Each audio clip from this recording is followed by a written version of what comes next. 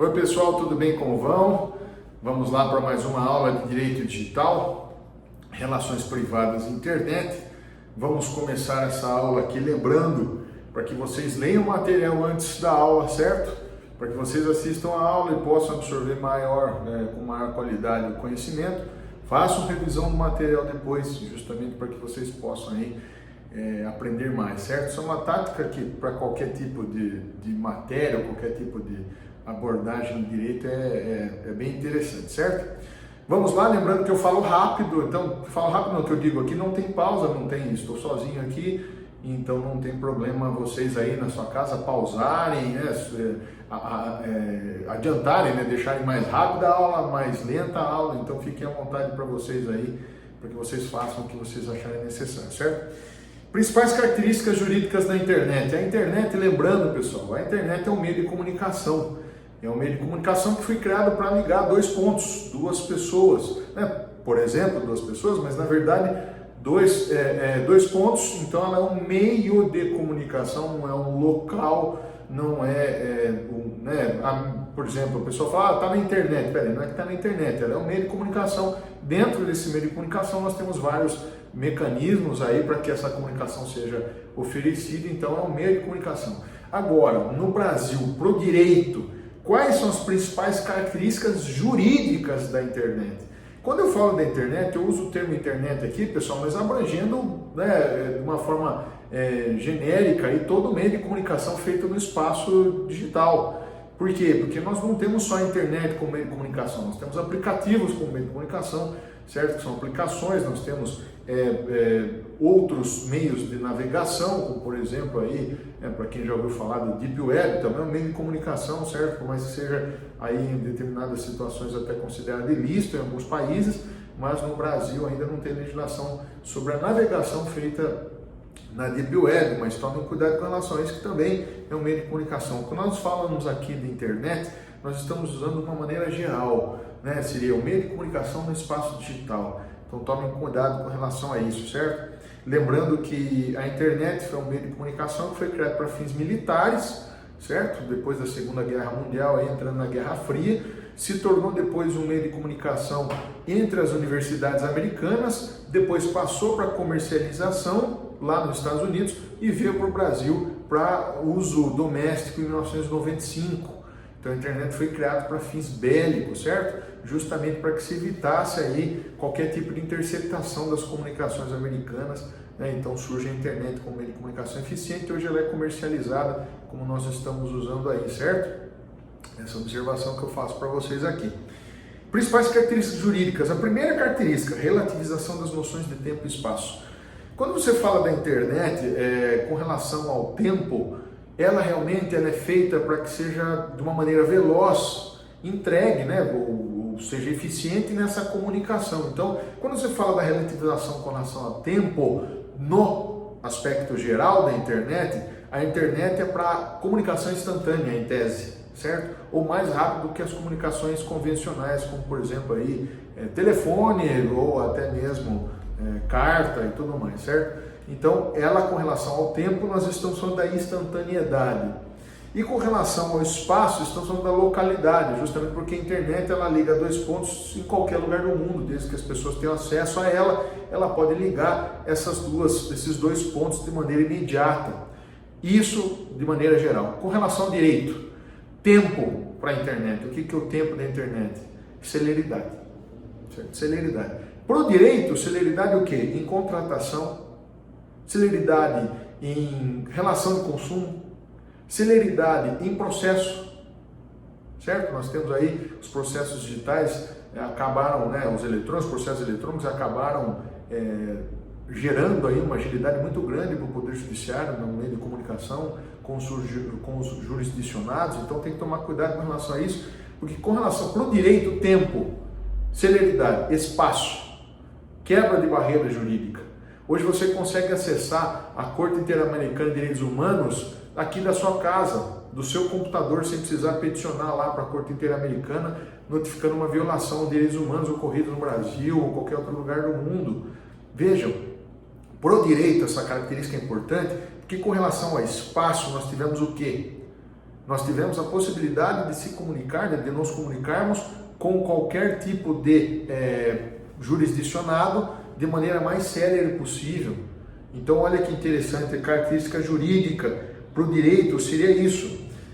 Principalmente quando nós falamos aí com relação até o atendimento fora do horário comercial, nas relações de consumo. Então tome cuidado com relação a isso, preste atenção que para o direito essa relativização das noções de tempo e espaço trouxe muita agilidade, principalmente aí com relação à celeridade e às quebras das barreiras jurisdicionais.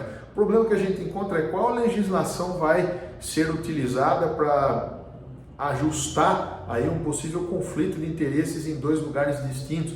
Depois a gente vai ver isso, mas preste atenção que isso acontece muito, certo? Próxima característica, liberdade de uso e vazio de regulamentação. O uso da internet é ilimitado? Em tese era para ser ilimitado, sempre.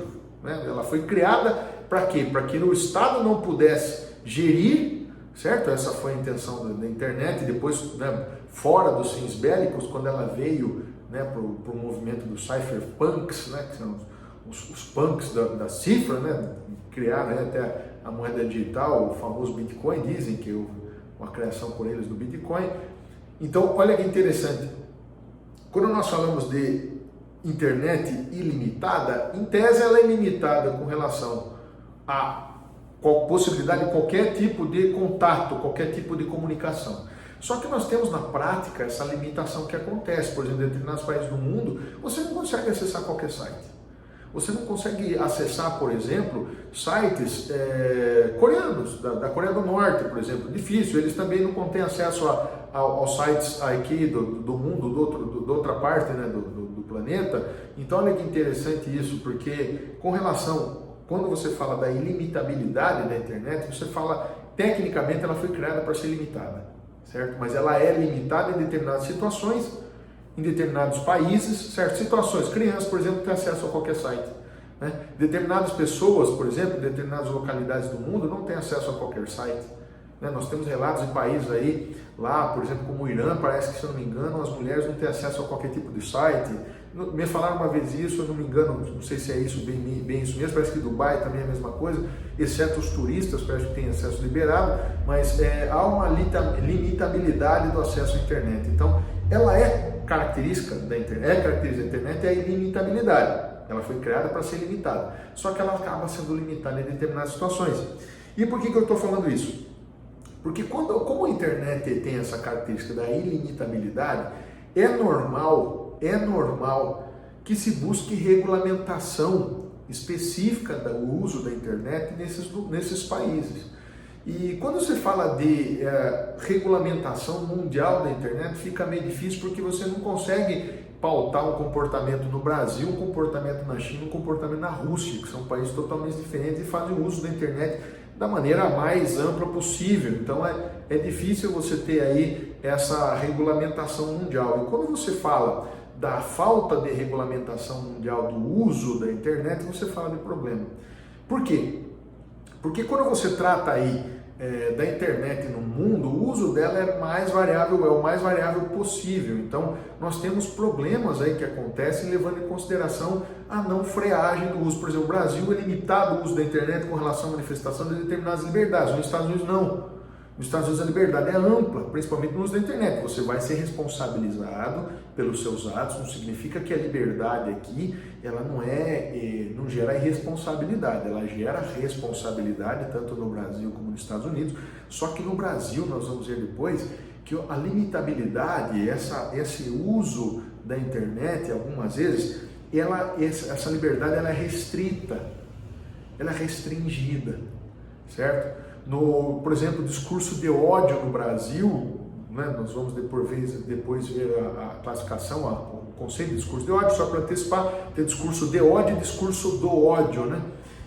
Com relação ao discurso de ódio, que é aquele discurso em que manifesta ódio, você tem no Brasil aí alguns tipos de restrições. Nos Estados Unidos tem o hate of speech, né, que é o direito de se expressar, direito de meter a boca, de xingar e falar o que quiser, até porque o presidente americano faz isso. Então lá você tem essa liberdade vinda pela emenda constitucional, então acaba autorizando aí essa manifestação que no Brasil não é tão ampla assim, certo? Então tomem cuidado aí com relação a isso também. Vazio de regulamentação. Hoje, se eu tivesse que perguntar, a internet não tem regulamentação mundial? Não. O ideal seria que tivesse, sim, no mínimo uma convenção, um tratado internacional aí, que trouxesse pautas no uso da internet, né? Como é que você pode se pautar para utilizar, o Estado pode verificar se a utilização está sendo correta ou não da internet, mas isso não existe. Então hoje nós temos esse vazio de regulamentação. No Brasil, nós temos regulamentação da internet? Temos bastante dispositivo aí que tratam de temas específicos, mas tratam da internet no Brasil. Então, eu acho que esse vazio de regulamentação no Brasil não seria mais aí o termo mais correto para ser utilizado, certo? É óbvio, pessoal, que se você tiver um tratado internacional, né, uma posição internacional do uso da internet, você vai gerar muito problema, até porque uniformizar isso é muito difícil, né? É muito difícil, certo?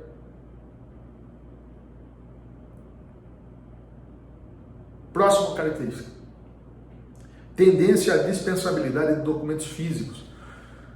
Vejam, essa característica vista de uma forma geral traduz hoje a possibilidade de você transportar as comunicações dos meios físicos, certo, para os meios digitais. Para o direito, quando você fala da dispensabilidade de documentos físicos, essa característica para o direito significa o quê? É tendência hoje no mundo que realmente se tornem as coisas digitais, contratos digitais, processos eletrônicos ou digitais, comunicação digital, intimação digital, justamente para evitar o quê? O consumo de papel é fato, né? Isso faz até para o meio ambiente, isso faz bem.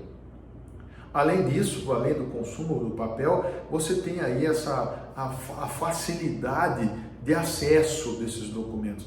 Então, por exemplo, quando você vai contratar hoje um seguro de vida, pode ser que você receba aí via SMS do seu banco um token, né, que seria um número que equivaleria à sua assinatura digital, e lá você digitasse no próprio site do banco esse número e lá ele autenticasse que foi você que recebeu esse número e pronto, você teria um contrato eletrônico aí assinado digitalmente, o que seria mais interessante. Então vejam que a agilidade, a celeridade acaba vindo muito. Com relação à advocacia, ótimo, né? O Poder Judiciário com relação ao funcionamento, ótimo, porque você consegue agora ter acesso aos autos, né? De uma maneira mais específica, de uma maneira mais ágil, em qualquer lugar do mundo você consegue acessar aí, por exemplo, o Tribunal X do Estado de São Paulo, é fato, você consegue verificar os processos lá, o andamento do processo pela internet, o que facilita muito e acaba gerando aí uma celeridade, uma agilidade na atividade da advocacia, na atividade do dia a dia do Poder Judiciário muito melhor do que era antigamente. Antigamente, você ter acesso a um documento, você precisaria ir até o fórum, dentro do horário de expediente, se identificar como advogado ou particular, ou membro do Ministério Público e tudo mais, para que lá você tivesse acesso a esse documento. Hoje não, você consegue na internet. O problema é que nós temos aí algumas observações a serem feitas, por curiosidade. Por exemplo, qualquer cidadão, vejam, né, lembrem que o Poder Judiciário presta serviço público, né? Um serviço essencial, né? Nós deixamos aí de decidir as coisas com as nossas próprias mãos para que o Estado criasse o Poder Judiciário e o Poder Judiciário decidisse por nós, certo? Um processo físico, você chega no balcão, se identifica como cidadão, se não tiver nenhum tipo de sigilo, você consegue ver os autos ali, você não consegue retirar o processo, consegue ver os autos. Digitalmente você não consegue fazer isso. Digitalmente você precisa de uma senha do processo digital para você acessar, e se você não tiver essa senha, você não consegue acesso. Está estranho. Estranho. Estão aí algumas vezes deturpando essa publicidade dos processos, que é bem estranho, né? Por exemplo, se eu for verificar um cidadão comum, sem ser advogado, entra no fórum dentro do horário do expediente para atendimento ao cidadão. Chega no balcão, fala que quer ver o processo, ele tem o direito de ver o processo. Se não tiver sigilo, ele tem direito de ver o processo. Online, ele não consegue ver. Primeiro ele tem que fazer um cadastro no Tribunal de Justiça, depois ele precisa da senha de acesso do processo digital, por mais que tenha aí acesso público, que tem dificultado muito, tem sido questionado isso nos tribunais de justiça e no próprio CNJ, como o cidadão vai ter acesso ilimitado aos processos que são públicos, né? São processos públicos. Então vejam só, não basta ele verificar o andamento do processo. Se o processo é físico, ele consegue ver os atos processuais, ele consegue ver os documentos que estão nos autos. Se o processo é digital, ele só tem acesso à movimentação. o que realmente aí não tá, ainda falta muita coisa. Vocês vão observar, vocês que estão assistindo a aula aí, vocês vão observar que está um café com leite ainda a internet no Brasil, né? O acesso, essa transferência dos documentos públicos, dos documentos físicos para os digitais, ainda está café com leite. O pessoal, parece que está, mas não é, tá? Né? Parece que está meio grávida, não está grávida ou está grávida. É alguma coisa do tipo, peraí, ou está ou não está, ou você tem acesso, ou é digital e todo mundo tem acesso conforme o físico, ou não tem esse meio termo. Então está meio café com leite, ainda tem muita coisa para que seja alterado aí, para que as pessoas tenham essa noção da realmente importância do espaço digital e de que ele é confiável, por mais que não seja tão seguro como parece, porque nós não nos tornamos os nossos documentos seguros ou até o acesso seguro, mas realmente aí é interessante vocês perceberem que ainda está meio café com leite, parece que é o vai não vai, o pessoal meio que não confia, certo? Então vamos lá, regulamentação da internet. No Brasil a internet é regulamentada? É regulamentada. Tem conceito legal da internet do Brasil, legal aqui no termo genérico, né? Abrangendo lei, abrangendo decreto, tem conceito de internet no Brasil. Então tome cuidado com relação a isso, porque você fala que a internet é uma terra sem lei. Não, tem lei, certo? No Brasil, principalmente, tem dispositivos que tratam, inclusive, da responsabilização daqueles que falam, que cometem crimes contra a honra aí, ou acabam ferindo a moral de determinadas pessoas via online, via espaço digital. Tomem cuidado com relação a isso, certo? A internet no Brasil tem as seguintes normas, as mais importantes, aqui eu trouxe realmente as que importam para a gente aqui, mas tem algumas outras coisas a mais, mas é a portaria interministerial que criou o Comitê Gestor da Internet. O Comitê Gestor da Internet é o principal órgão de internet no Brasil hoje, certo? E ele é o órgão responsável pela adequação da internet no Brasil, funcionamento da internet no Brasil. Princípios para a governança da própria CGI, do próprio Comitê Gestor da Internet, ele criou princípios para que nós tenhamos noção do uso da internet, como a internet deve ser usada no Brasil, certo? Portaria que definiu a internet no texto, a lei que trata do Marco Civil da Internet, o regulamento que trata do Marco Civil da Internet e a Lei Geral de Proteção de Dados, que indiretamente ela atinge a internet, mas ela é mais ampla, ela não está só ligada à internet, ao espaço digital, a qualquer espaço físico que manipule ou trate dados, certo? Isso a gente vai ver depois. Primeira portaria, primeira regulamentação da internet, a Portaria Interministerial 147, que criou o Comitê Gestor da Internet. Essa portaria é de leitura simples, certo? Não tem nada de anormal, ela trata do Comitê Gestor da Internet, das atribuições do Comitê Gestor no artigo 1º, certo? Lembrando aqui que os principais é a criação de um código de ética de uso da internet no Brasil para todos os servidores, certo? Os endereços de IP e registro de nome de domínio, também responsabilidade da CGI, e deliberação sobre qualquer questão encaminhada à CGI, certo? Ela tem a sua autonomia. O artigo 2º trata da composição da CGI, que inclusive esses tempos aí estava aberto para que você fizesse inscrição e pudesse participar dessa composição. O mandado dos membros da CGI, certo? E como se dará a sua nomeação, nada demais. Princípios para a governança e uso da internet no Brasil. Primeiro, a CGI, a Comissão Gestora da Internet, ela criou um mecanismo para que ela criou um sistema para que nós percebêssemos a importância da internet no Brasil e como o uso dessa ferramenta, desse meio de comunicação, deveria ser feito de maneira mais eficiente, certo? Então a CGI foi lá e criou os princípios para a governança. A governança, entenda-se aí, governança é um meio pelo qual nós nos utilizamos de estarmos compatível com a norma, compatível com a lei, certo? Sem desrespeitar principalmente a nossa Constituição Federal, e esse uso da internet no Brasil. Preste atenção com relação a isso, porque quando nós falamos de governança, nós estamos falando o quê? De atuação legal, certo? De padrões de atividade, padrões de atuação, onde você, em conformidade com a norma, em conformidade com a lei, utiliza determinados meios de comunicação como internet sem violação legal. Então, lembre-se, tem uma diferença aí, tem gente que diferencia governança de compliance. Compliance é um termo na moda que estão falando muito sobre compliance. O compliance, ele é um método de atuação da empresa, ou você mesmo pode estar em compliance, né? E a gente não sabe organizar do jeito que você é, pode ser que você esteja em compliance, em conformidade com a lei, em conformidade com a norma. Atuar em conformidade com a lei, em conformidade com a norma, está na moda, porque o mercado de trabalho hoje, o setor de compliance cresceu muito, certo? Indico a vocês aí procurarem cursos aí para que se especializem em compliance. Logo mais compliance vai ser a bola da vez, depois do coaching, né? Então, aproveitem aí para fazer cursos sobre compliance, que compliance é interessante, né? É bem interessante. E a CGI trouxe aí normas de governança. Para alguns existiria esse sinônimo aí, governança compliance, para outros governança trata de uma forma específica na administração da empresa, por exemplo, na sua administração pessoal, e o compliance é conformidade com as normas, tem essa diferença, doutrina cada uma fala de uma forma, então tomem cuidado com relação a isso. Vamos lá, primeiro princípio de uso. Então, a internet no Brasil tem que se pautar pela liberdade, certo? Privacidade e direitos humanos. Pessoal, aqui dá para escrever um tratado sobre esse princípio, justamente que liberdade nós temos inúmeras, né? Crença, opção sexual, né? Nós temos liberdade de ir e vir, liberdade de pensamento, liberdade de comunicação, liberdade de ser comunicado, certo? Liberdade de expressão. Então, nós temos inúmeras liberdades.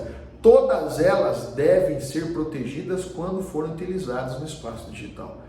Todas elas. Não estou falando que não há violação de direitos com a manifestação de determinadas liberdades. Óbvio que determinadas liberdades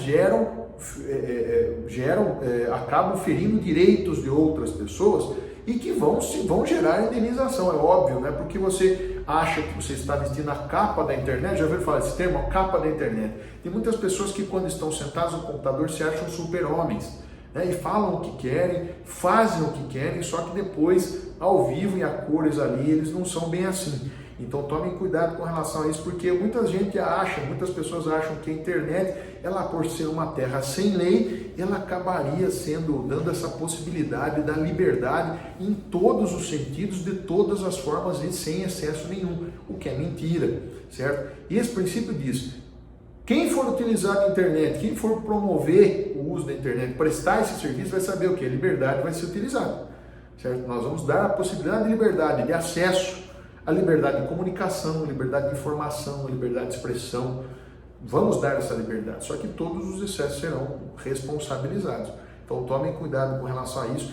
Inclusive, abrindo um parênteses, não é porque você participa do grupo do WhatsApp, você acha que você pode falar o que você quiser nele. Não é bem assim. Inclusive, o Tribunal de Justiça do Estado de São Paulo já até condenou um administrador do grupo do WhatsApp por não ter tomado medidas para evitar um conflito, aí, um bate-boca no WhatsApp. Tomem cuidado com relação a isso. O Tribunal de Justiça do Estado de São Paulo já julgou, certo? Responsabilizando esse administrador do grupo do WhatsApp por ele não ter tomado aí medidas para evitar aí um conflito, um bate-boca via WhatsApp.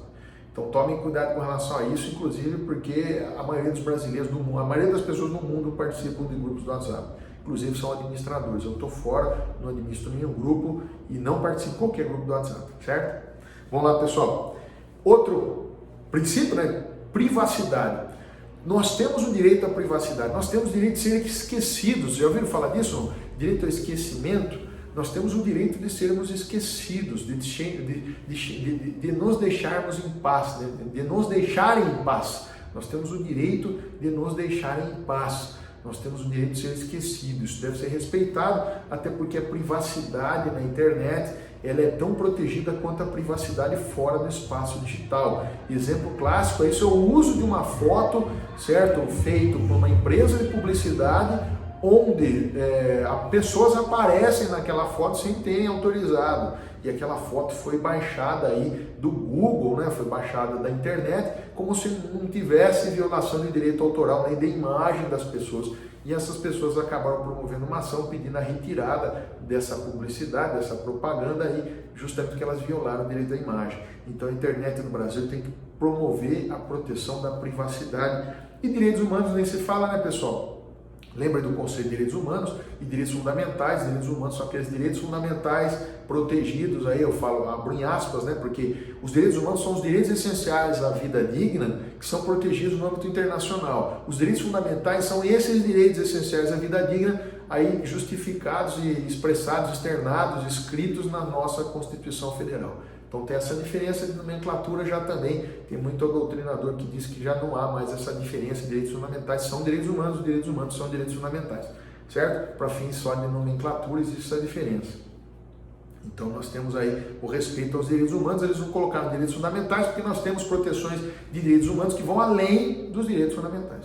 Né? Por exemplo, nós temos a violação, a proibição da pena de morte nos direitos humanos. No Brasil é aceita a pena de morte em casos específicos, né? No caso de guerra declarada, para o traidor da pátria, aí, conforme está tipificado no Código Penal Militar. Então, por exemplo, você tem uma proteção dos direitos humanos que evita, que protege a vida a qualquer custo, proibindo a pena de morte, e você tem no Brasil aí a possibilidade de pena de morte. Então, por isso que aqui o uso do termo direitos humanos foi mais amplo do que o convencional, certo? Governança democrática e colaborativa, aqui diz que todos os brasileiros têm direito de participar, certo? Da formação da internet, do uso de internet no Brasil, de todas as formas, se expressando por meio de comunicação ao comitê gestor da internet no Brasil, se expressando por meio de manifestações e tudo mais. Então aqui está dizendo que a internet, para que ela seja realmente o fruto daquilo que ela foi criada, ela tem que ser transparente, multilateral e democrática,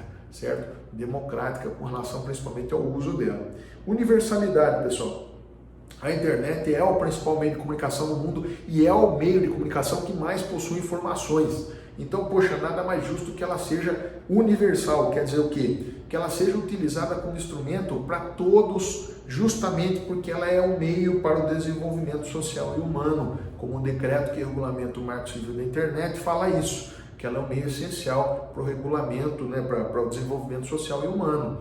Então, esse princípio leva em consideração o que realmente é a internet. Por isso tem projeto de alteração da Constituição Federal por meio de emenda constitucional, projeto de emenda constitucional, para incluir a internet, a internet como um direito fundamental. Justamente porque ela é reconhecida como um meio para o desenvolvimento social humano, certo? Então, isso aqui é um princípio, o princípio da universalidade. Diversidade.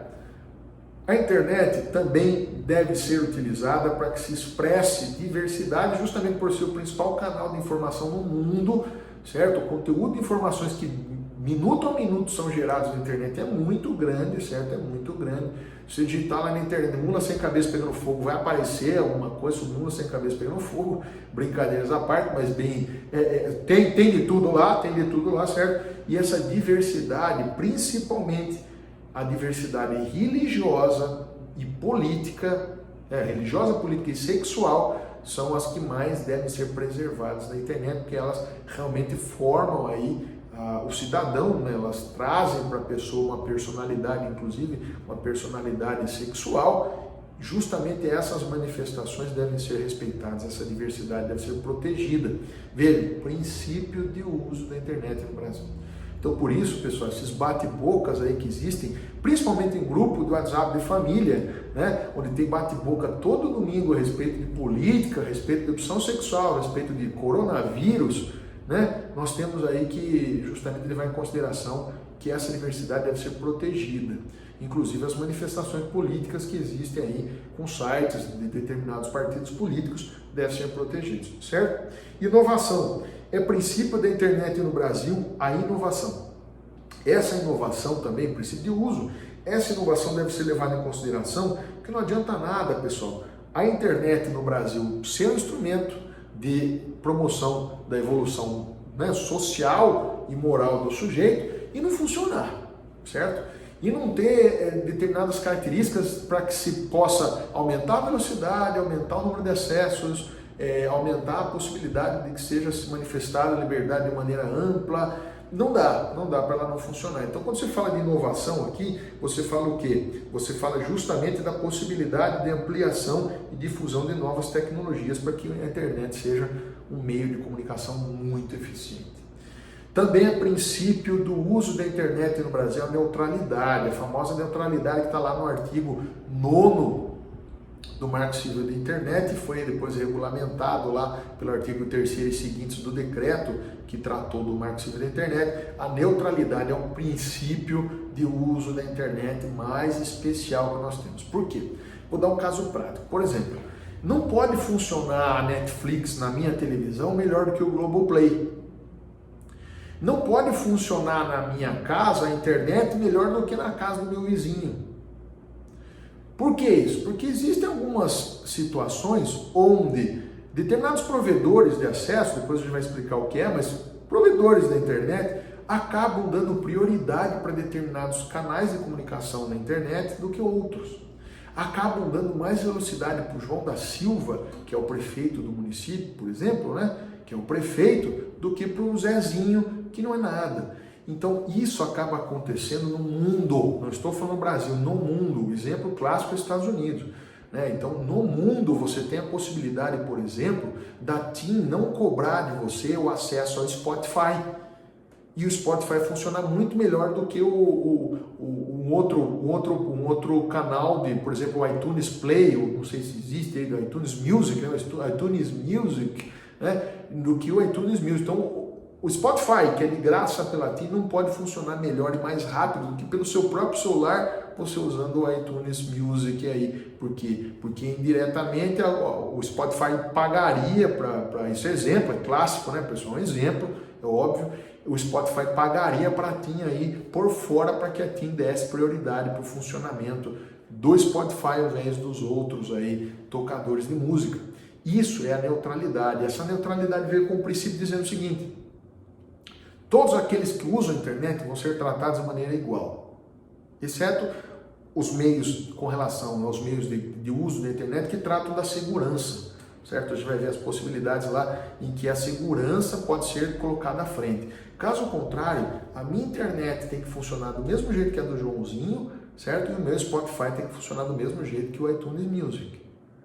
O Globoplay tem que funcionar do mesmo jeito que o Netflix, certo? Justamente por quê? Para evitar essa quebra na neutralidade. Então, é princípio do uso da internet a neutralidade. Tratar todo mundo de maneira igual, com o fluxo de dados igual, com a velocidade compatível com o que contratou, certo? Quem de vocês aí, não é caso do Brasil, isso é Dinamarca, Suécia, Holanda tem muito disso, onde você contrata a internet uma velocidade e nunca chega nessa velocidade. Aqui no Brasil nós temos, não, você contratou aí 10 mega vai funcionar 10 mega, 1 giga vai funcionar 1 giga, certo? Na Holanda já não, na Dinamarca também não há muito problema na Dinamarca, certo? Brincadeiras à parte, pessoal, só para exemplificar a aula aqui, certo? Neutralidade então, olha só, filtragem ou privilégios de tráfego devem respeitar apenas critérios técnicos e éticos, segurança. Então filtragem com relação ao tráfego de informações, nós temos o que aqui? Eu não posso fazer com que uma informação sobre determinado município chegue mais rápido do que a informação do Estado, ou que a informação feita pelo presidente da República chegue mais rápido do que a informação feita pelo governador do Estado.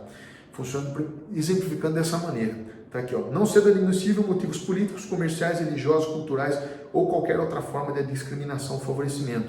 Esse princípio está lá no artigo 9º do Marco Civil da Internet, depois nós vamos ter uma aula específica sobre ele, certo? E nós vamos ver mais isso. Também está lá no decreto, certo, que trata, que regulamentou alguns pontos do Marco Civil da Internet, também nós vamos ver lá. Inimputabilidade da rede, pessoal, esse princípio é clássico também.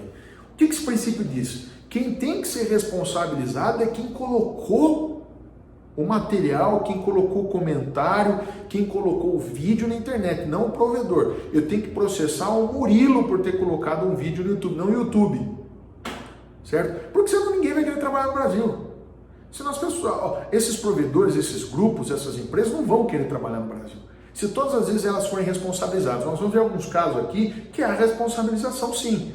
Né? Nós temos alguns casos que há responsabilização sim, mas a regra é, quem tem que ser responsabilizado é o terceiro que colocou determinado conteúdo na internet e não aquele que trouxe, que publicou, né? Aquele que trouxe, que propagou aquele vídeo, por exemplo. Aqui nós temos aqui, ó, tem que atingir os responsáveis. Esse princípio está lá no artigo 18 do Marco Civil da Internet. O provedor de conexão à internet não será responsabilizado civilmente por danos decorrentes de conteúdo gerado de terceiros. Agora, se existir uma ordem judicial pedindo para a retirada do conteúdo e o provedor não retirar, aí é ele que é responsabilizado. Está aqui no artigo 19 também do Marco Civil da Internet, olhem só. Está aqui, ó. Ordem judicial, identificação clara e específica. Não tirou, é responsabilizado. E outra observação ainda.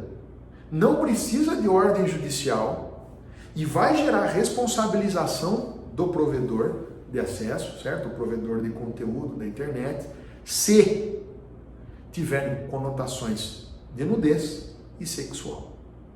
Olha que interessante. Primeiro, regra, quem é responsabilizado é o terceiro que colocou o conteúdo. Se tiver uma ordem judicial e o provedor não tirar o conteúdo, ele é responsabilizado.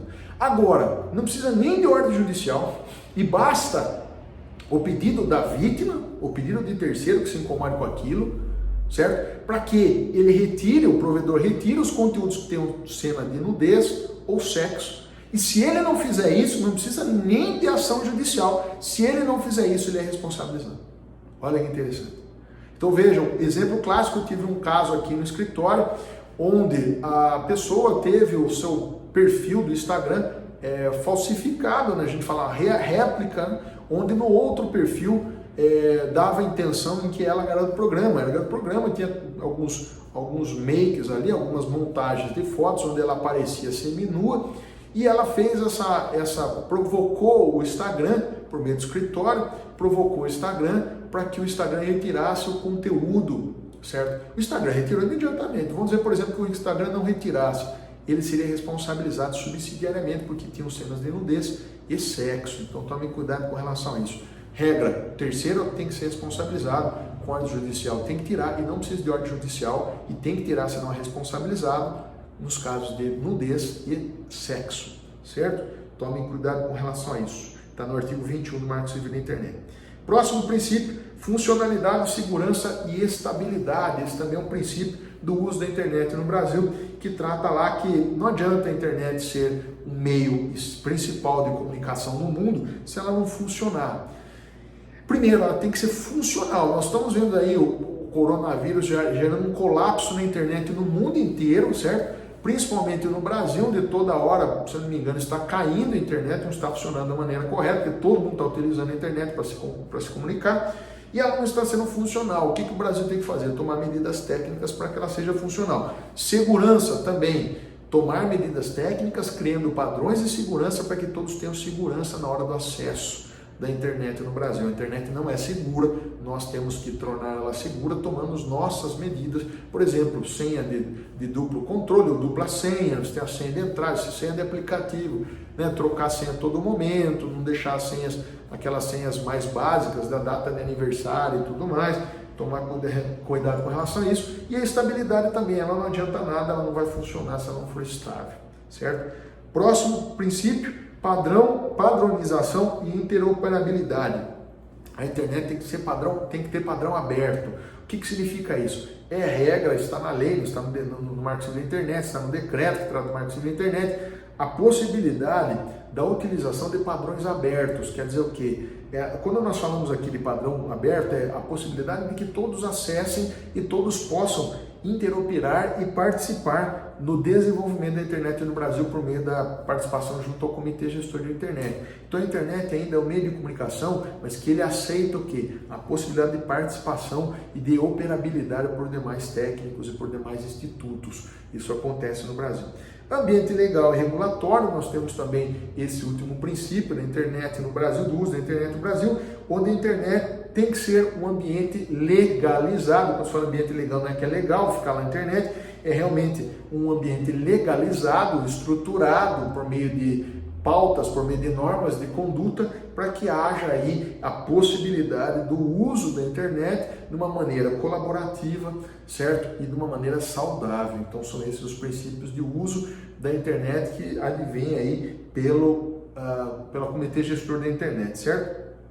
A portaria 148 do Ministério de Ciência e Tecnologia, ela define a internet lá, certo? Ela trata do objetivo, né, como que se vai dar essa comunicação na internet. Ela traz o objetivo, o campo de aplicação para quem vai se aplicar esse dispositivo, as definições definindo a internet, nome genérico que designa um conjunto de redes, os meios de transmissão e comutação, roteadores, equipamentos e protocolos necessários à comunicação entre computadores, bem como o software e os dados contidos nesses computadores. Então um conceito ainda não tão atualizado, mas é muito bom, que vem em 95.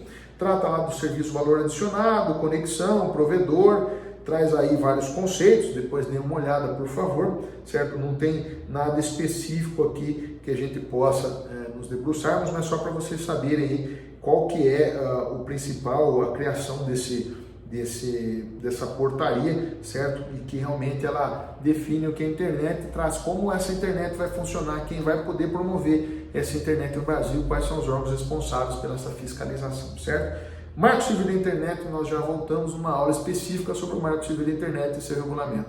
Um abraço e até mais.